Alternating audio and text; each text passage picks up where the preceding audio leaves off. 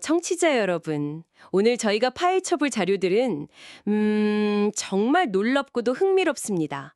이번 심층 탐구 시간에 오신 것을 환영합니다. 네, 반갑습니다. 오늘 다룰 내용이 진짜 방대하죠? 맞습니다. 오늘 저희가 분석할 자료의 출처가 2026년 3월 4일 현 시점에서 가장 최신 발간된 현대위아 투자 분석 보고서고요. 여기에 더해서 CES 2026 발표 자료, 사우디 WDS 2026 방산 전시회 리포트, 그리고 현대차 그룹의 최신 로보틱스 사업 로드맵까지 싹 다 모아봤습니다. 정말 다채로운 자료들입니다. 자동차 부품부터 방산, 로봇까지 연결되니까요. 그렇죠. 그래서 오늘 저희의 미션은 아주 분명합니다. 주식시장에서 오랫동안 마진이 박한 전통 자동차 부품사 정도로만 알려졌던 이 기업이 어떻게 2020년 현재 로봇, 첨단 방산, 그리고 전기차 열관리라는 미래 산업의 최강자로 변모하고 있는지 그 구조적인 체질 개선의 핵심을 청취자 여러분께 낱낱이 해부해드리는 겁니다. 네, 그게 핵심이죠. 자, 여기서 아주 흥미로운 미스터리가 하나 등장하는데요. 영업이익률이 고작 2에서 3%대에 불과해서 극심한 저평가를 받던 이 기업이 도대체 왜 지금 전 세계 투자자들과 산업계의 주목을 한몸에 받고 있는 걸까요? 이 재무제표에 숨겨진 비밀부터 한번 풀어주시죠. 네, 그 미스터리의 해답은 현대위아가 최근까지 겪었던 뼈아픈 재무적 딜레마, 그리고 그것을 돌파해낸 과정에 아주 고스란히 숨어 있습니다. 딜레마라고 하시면 2025년 결산 데이터를 뜯어보면 시장의 오해가 어디서 비롯되었는지 아주 명확히 보인다는 거죠. 2025년 현대위아의 전체 매출이 8조 4,816억 원으로 전년 대비 3.7% 성장했습니다. 기업의 외형 자체는 확실히 커졌거든요. 8조 원이 넘으면 덩치는 엄청 커진 건데요. 그렇죠. 그런데 정작 손에 쥐는 영업이익은 2,044억 원으로 오히려 6.6% 감소하는 기현상이 발생했습니다. 아, 매출은 늘었는데 이익은 줄었다. 네, 많이 팔았는데 이익은 줄어든 전형적인 외화 내빈 상태였고요. 시장에서 주가 수익 비율, 그러니까 PER을 극단적으로 낮게 평가했던 결정적 이유가 바로 이 지표에 있었습니다. 그러니까 매출은 8조 원이 넘는데 영업이익이 2천억 원 남짓이라면 확실히 전통적인 엔진이나 그 모듈 사업 자체의 고정비 부담이 엄청났다는 뜻이겠네요. 맞습니다. 마진 자체가 얇은 사업 구조였죠. 게다가 보고서를 보니까 글로벌 관세 인상 같은 지정학적 리스크도 실적을 갉아먹은 요인으로 꼽히더라고요. 하지만 제가 자료를 좀 더 깊이 파보니 이익이 줄어든 진짜 핵심 원인은 따로 있었습니다. 오, 어떤 걸 보셨나요? 바로 전기차 전환을 위한 막대한 R&D 비용, 그리고 초기 설비 투자에 엄청난 자금을 쏟아붓고 있었기 때문이더군요. 정확하게 핵심을 짚으셨습니다. 미래의 폭발적인 수익을 위해서 현재의 이익을 의도적으로 희생한 전형적인 미래를 위한 성장통 구간을 지나고 있었던 겁니다. 아, 성장통. 네, 연구개발에 막 천문학적인 돈을 쓰면 돼 신사업에서 당장 현금이 들어오지 않으니까 장부상 이익이 쪼그라들 수밖에 없었던 거죠. 그렇다면 여기서 궁금해지는 게 있습니다. 청취자 여러분도 같이 생각해 보시면 좋을 텐데요. 전기차 수요가 일시적으로 정체되는 캐즘 현상이 지금 길어지고 있잖아요. 그렇죠. 시장의 우려가 컸죠. 이 막대한 투자금을 감당하면서 회사를 버티게 해주는 진짜 캐시카우는 도대체 어디서 나오는 건가요? 그 부분이 아주 재미있습니다. 과거의 유산이라고 여겨졌던 내연기관, 특히 하이브리드 엔진이 그 역할을 톡톡히 하고 있거든요. 하이브리드요? 네, 이게 바로 현대위아의 하이브리드 브릿지 전략입니다. 전기차 캐즘이 길어지면서 오히려 글로벌 시장, 그중에서도 북미 지역을 중심으로 하이브리드 차량 수요가 말 그대로 폭발했습니다. 아, 반사이익을 얻은 거군요. 맞습니다. 이 반사이익을 현대위아가 고스란히 흡수하고 있죠. 2026년 현재 멕시코 엔진 공장의 가동률이 무려 75% 이상으로 치솟았습니다. 75%면 거의 풀가동 수준 아닙니까? 엄청난 수치죠. 지정학적 이슈로 타격을 입었던 러시아 공장 역시 취저점을 찍고 가동률을 회복하는 추세고요. 다행이네요. 결국 전기차 전환 지연으로 자칫 깊은 수렁에 빠질 뻔했던 매출 공백을 과거의 유산인 하이브리드형 가솔린 엔진이 완벽하게 방어하면서 미래를 위한 실탄을 벌어다주고 있는 셈입니다. 사양 산업인 줄 알았던 내연기관이 오히려 든든한 동아줄이 되었군요. 거기에 더해서 체질 개선을 위한 아주 과감한 결단도 눈에 띄더라고요. 어떤 결단을 말씀하시는 거죠? 바로 2025년 3월에 단행된 공작기계 사업부 매각권입니다. 한때는 그룹 내에서 기계의 어머니라 불리면서 설비 제조를 도맡았던 핵심 부서였잖아요. 네, 상징성이 컸죠. 근데 그걸 스맥 컨소시엄에 3,400억 원을 받고 넘겼습니다. 수익성이 낮아지고 경계 민감도가 커지면서 회사 전체 이익률을 깎아먹고 있었으니 알터니를 빼내고 막대한 유동성까지 확보한 셈이네요. 정확합니다. 공작기계 매각은 기업 가치 재평가의 결정적 트리거가 되었습니다. 트리거요? 저수익 자산을 털어내면서 전체 영업이익률의 평균을 갉아먹던 요인을 제거했고요. 동시에 확보한 그 3,400억 원의 막대한 현금은 앞으로 저희가 이야기할 고부가 가치 미래 사업에 지체 없이 투입할 수 있는 완벽한 발판이 되었습니다. 과거의 짐을 덜고 미리로 달려갈 엔진을 새로 단 격이군요. 자, 그렇다면 확보한 그 3,400억 원을 도대체 어디에 쏘고 있는지 확인해 볼 차례입니다. 아주 흥미로운 변화가 있죠. 네, CES 2026 발표 자료를 보니까 평생 쇳덩이를 깎아서 엔진을 만들던 회사가 갑자기 전기차 열관리 전문 기업으로 노선을 완전히 틀었더라고요. 맞습니다. 배대적인 전환이죠. 청취자분들을 위해 배경 설명을 조금 덧붙이자면요. 내연기관차에서는 그저 엔진이 과열되지 않게 식히는 게 목적이었잖아요. 네, 단순히 열을 빼는 거였죠. 하지만 전기차에서는 배터리와 모터의 온도를 최적의 상태로 유지하는 것이 곧바로 한 번 충전으로 갈 수 있는 주행거리와 직결됩니다. 배터리가 꽁꽁 얼어붙는 겨울철이나 막 과열되는 여름철에 전비가 뚝 떨어지는 걸 막는 게 핵심 기술인 거죠. 바로 그 맥락에서 현대 위아가 그룹 내 통합 열관리 시스템, 그러니까 ITMS의 전담 기지로 포지셔닝을 굳혔다는 건 엄청난 의미를 가집니다. 어떤 의미일까요? 엔진의 뜨거운 열을 다루던 그 수십 년의 노하우를 전기차의 차가운 배터리와 뜨거운 모터 온도를 정밀하게 제어하는 기술로 완벽하게 진화시킨 겁니다. 이번 CES 2026에서 공개된 세 가지 혁신 기술들을 보면 그 기술력의 깊이를 알 수 있습니다. 네, 그중에서도 가장 눈에 띄는 게 세계 최초로 개발했다는 데카밸브였습니다. 아, 데카밸브. 정말 대단한 기술이죠. 기존 전기차들은 배터리용, 모터용, 실내 난방용 이렇게 각각의 냉각수 밸브가 따로 놀아서 배관이 복잡하고 무거웠잖아요. 네, 효율이 떨어졌습니다. 그런데 이 데카밸브는 무려 10방향으로 냉각수 흐름을 쪼개고 합치면서 하나의 장치로 통합 제어하더군요. 부품수를 확 줄이면서도 겨울철 주행거리를 획기적으로 늘려주는 마법 같은 장치였습니다. 기술의 디테일을 정말 정확히 파악하셨네요. 거기에 이어서 두 번째 기술인 분산 배치형 HVAC 역시 놀랍습니다. H백이요? 네, HVAC란 난방, 환기, 에어컨을 아우르는 차량 공조 장치를 말하는데요. 기존에는 이게 대시보드 아래에 거대한 덩어리로 자리 잡고 있어서 실내 공간을 좁게 만드는 주범이었습니다. 조수석 앞에 막 툭 튀어나와 있는 그 부분이요. 맞습니다. 그런데 현대 위아는 이를 분산시키고 AI 기술을 접목했습니다. 인공지능이 탑승객의 움직임과 체온을 스스로 감지해서 온도가 필요한 곳에만 국소적으로 냉난방을 집중하는 겁니다. 와, 체온을 감지해서요? 네, 덕분에 공조장치의 부피를 무려 600mm나 줄여서 탑승 공간을 엄청나게 넓혔고요. 에너지 효율은 18%나 끌어올렸습니다. 탑승객 체온을 읽고 알아서 온도를 맞춰준다니 상상만 해도 쾌적하네요. 게다가 세 번째로 발표된 온돌 난방 시스템은 우리 한국인 청취자분들이라면 누구나 환호할 만한 기술이더라고요. 그렇죠. 이름부터가 확 와닿죠? 차량 하부와 시트에서 복사열을 뿜어내서 그 히터 바람 없이도 은은하고 건조하지 않은 따뜻함을 제공하니까요. 얼굴 건조해지는 거 싫어하시는 분들한테는 최고겠습니다. 맞습니다.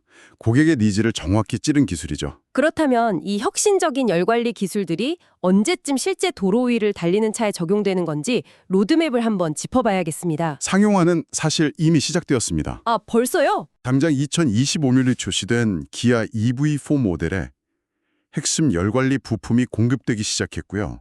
2027년에 출시될 현대차 코나 후속 모델에는 방금 살펴본 통합 열관리 시스템 전체가 탑재될 확정적인 계획을 가지고 있습니다. 그렇군요. 현대위아는 현대차 그룹이라는 거대한 테스트베드를 통해 안정적으로 규모의 경제를 달성하고 이를 무기로 2032년까지 글로벌 탑티어 열관리 기업으로 도약하겠다는 비전을 현실로 만들어가고 있는 겁니다. 자동차 부품사로서의 진화도 놀랍지만 저는 사우디 WDS 2026 방산전시회 리포트를 보면서 정말 깜짝 놀랐습니다. 아, 방산부문 보셨군요. 네, 자동차 부품 이야기인 줄 알았는데 갑자기 하늘을 나는 드론을 격추하는 방산무기 이야기가 등장하더군요.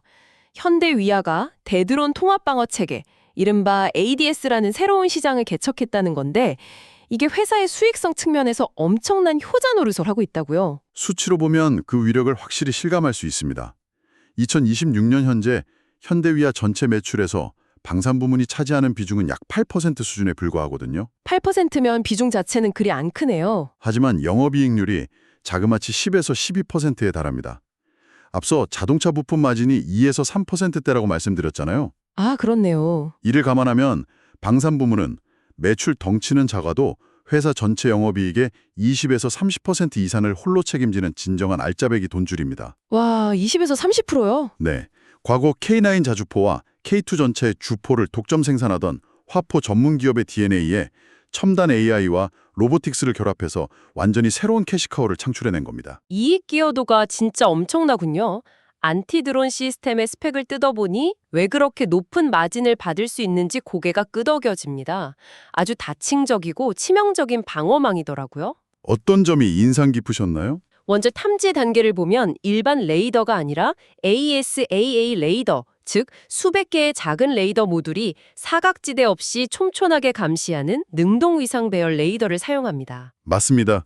전투기에 들어가는 최첨단 기술이죠. 이 레이더가 10에서 15km 밖에서 날아오는 아주 작은 소형 드론을 포착하면 AI가 딥러닝 기술로 이게 하늘을 나는 새인지 폭탄을 단 드론인지 명확하게 식별해내죠. 식별이 끝나면 곧바로 다단계 타격에 들어갑니다.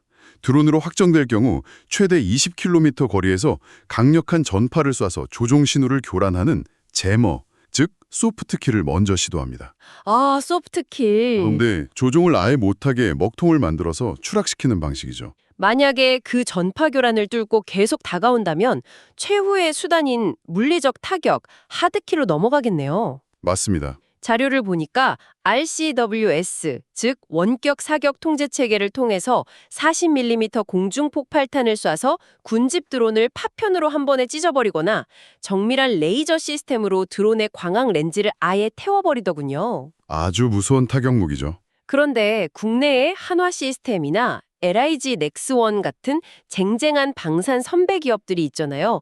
현대위아만의 차별화된 무기가 무엇인지 궁금해지는데요. 그 지점이 바로 현대위아 방산의 핵심 경쟁력, 모빌리티와의 융합입니다. 모빌리티와의 융합이요? 타 방산 기업들이 주로 원전이나 공항에 고정해두는 대형 시스템에 집중할 때 현대위아는 기아의 소형 전술 차량인 KLTB 지붕 위에 이 모든 대드론 시스템을 통째로 얹어버렸습니다. 아, 차 위에다가요? 네, 전차포를 수십 년간 만들면서 쌓은 그 흔들림 제어 기술을 바탕으로 울퉁불퉁한 험지를 시속 수십 킬로미터로 물리적으로 이동하면서 하늘의 드론을 정확히 쏴맞추는 겁니다.